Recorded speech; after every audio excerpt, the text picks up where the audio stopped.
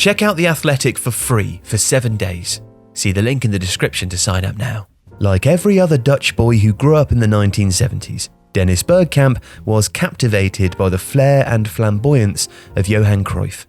But he was also fascinated by geometry and Glenn Hoddle, and when he learnt the game on the streets of Amsterdam, he played with soft touches and angles in an environment where the pavement and the parked cars were just problems to solve. It was the first chapter in the story of one of the most elegant players that football has ever seen.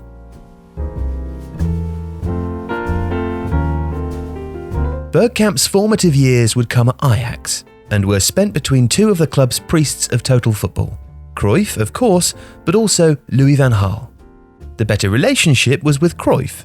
It was under his management that a 17-year-old Bergkamp, then a wickedly quick right winger, would make his debut. At the end of that first season in 1987, Ajax would win the Cup Winners' Cup, with Bergkamp coming on as a substitute in the final. A year later, he would come off the bench again as Ajax reached the final once more. This time they'd lose, and in any case, Cruyff was already gone, having fallen out with the club's hierarchy. His departure in 1988 left Ajax in flux and Bergkamp between a transient cast of coaches. Over the next few years, he would fall in and out of favour before his ascension began for real, this time under the watch of Van Gaal. Now, Cruyff and Van Gaal had the same basic faith in total football, but with a key difference. Cruyff believed in empowering his players.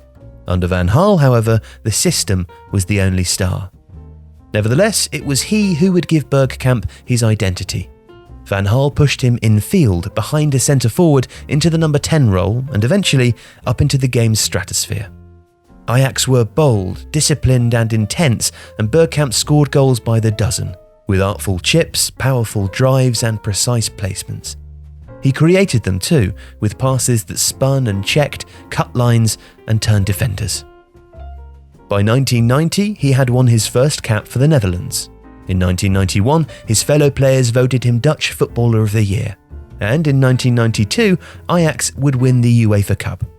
12 months on, he would finish second behind Roberto Baggio in the Ballon d'Or voting, after catching the eye of every major club in Europe, including Inter Milan, who would pay a Dutch record £8.8 million for him in the summer of 1993. Now, unfortunately, that move placed Bergkamp in the middle of a footballing culture war. The Inter he joined wanted to evolve away from caution and catenaccio, but without really knowing how. Initial attempts to modernise were quickly abandoned, and Bergkamp often found himself playing into the teeth of a five-man defence, and without the attacking numbers his abilities needed in support. Inter's 93-94 league season was nearly a disaster, with the side finishing just a point clear of relegation. And yet they won the UEFA Cup, with Bergkamp as an unlikely talisman and top scorer. But that would be a false dawn. He would score just 3 goals in Serie A the following season, and in July of 1995, he would join Bruce Rioch's Arsenal, who were at the beginning of their own revolution. Arsenal were transitioning away from being the dour side constructed by George Graham, and Bergkamp, gifted, technical and the calibre of name that the Premier League was starting to attract, was a perfect emblem, even if he did have his quirks. For example, Bergkamp was afraid of flying, the result of too many bumpy journeys to Serie A away games on rickety propeller planes. Arsenal would have to do without him for some away matches, while for others he would set off days in advance and drive the journey with long-time kitman Vic Akers. But he still set an example at his new club. British football was clinging to its drinking culture, and too often, post-game recovery still involved fish and chips on the team bus and a few pints down the local pub. But Bergkamp was different. He would prepare his own meals and brought a new nutritional sophistication.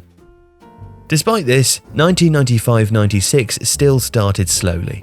He would have to wait until September to score his first goals for the club, in a home game against Southampton, but his and Arsenal's season was encouraging enough, and he was also the perfect foil for Ian Wright, and, while still a work in progress, Rioch's side attacked with 5 or 6 players rather than the few numbers that Inter had been willing to commit. But his future and Arsenal's changed for good the following year, with Arsene Wenger's arrival from Japan. Bergkamp's signing had marked the club's first steps towards the title, but under Wenger, the rest of the cast started to assemble. Patrick Vieira joined in 1996 to sit ahead of one of the best defences in the country, and Emmanuel Petit, Marc Overmars and Nicolas Anelka arrived in 1997 to provide resilience, pace and goal-scoring fire. For the first time since leaving Ajax, Bergkamp had the right tools at his disposal. He wanted the ball quickly and he needed runners knifing off and beyond him in every direction. Wenger provided him with both, and Arsenal won a Premier League and FA Cup double in 1998, and Bergkamp collected both Player of the Year awards. It was a season in which he decorated English football with his ability, most memorably with a dazzling hat-trick at Filbert Street against Leicester. It was also a season which ended at the World Cup in France, and what probably remains his signature goal. You see, his international career was a success, but at major tournaments, Bergkamp and the Netherlands always found adversity or an unlikely obstacle. In 1992, they'd been upended by the Danish miracle at the European Championships. In 94, they might have gone further than the World Cup quarter-finals had Ruud Gullit not withdrawn from the squad. And in 1996, the squad that Gus Hiddink took to England was strained by racial tension and eventually the expulsion of Edgar Davids. There would be no World Cup win in 98, but Bergkamp produced the moment of the tournament. With almost the final kick of the quarter-final against Argentina, he dragged Frank de Boer's 60-yard pass out of the sky, took a touch around Roberto Ayala and put the Dutch through. Bergkamp would retire from international duty in 2000, having won 79 caps and scored 37 goals. But never was he better than in Marseille. Now, back at Arsenal, he would once again be the bridge between eras. Freddie Ljungberg arrived in 98, Thierry Henry in 99, and 1 year later, Robert Pires, Lauren and Sylvain Wiltord all joined in the summer of 2000. 12 months later, Sol Campbell moved from Tottenham on a free transfer, becoming the last significant piece of the Invincibles jigsaw. Again, talent was being gathered around Bergkamp, and again, his abilities would make it work. Likely never with more class than in December 2001 when he took his revenge on Italian football. Facing up 4 Juventus defenders at the end of a Champions League tie, he toyed and teased them on the edge of the box before picking out Ljungberg with a picture of an assist to seal a 3-1 win. He and Arsenal would win the Premier League in 2002 and again unbeaten in 2004. More than the trophies or the records though, it's a period remembered for the attacking football that still might not have been bettered in England, and of which Bergkamp was the conductor. Or the brain of the team, as Arsene Wenger described him. In the years since, Frank Rijkaard referred to Bergkamp as the beauty of the game.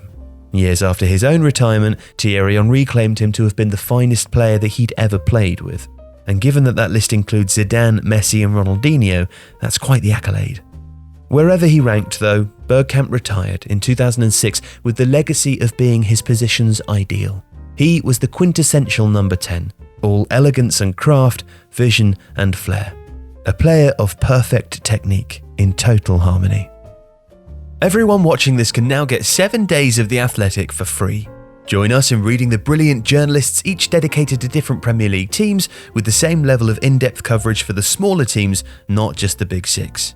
It's the best place to get the news on breaking stories, but also the last place you'll ever need to look for that comprehensive feature.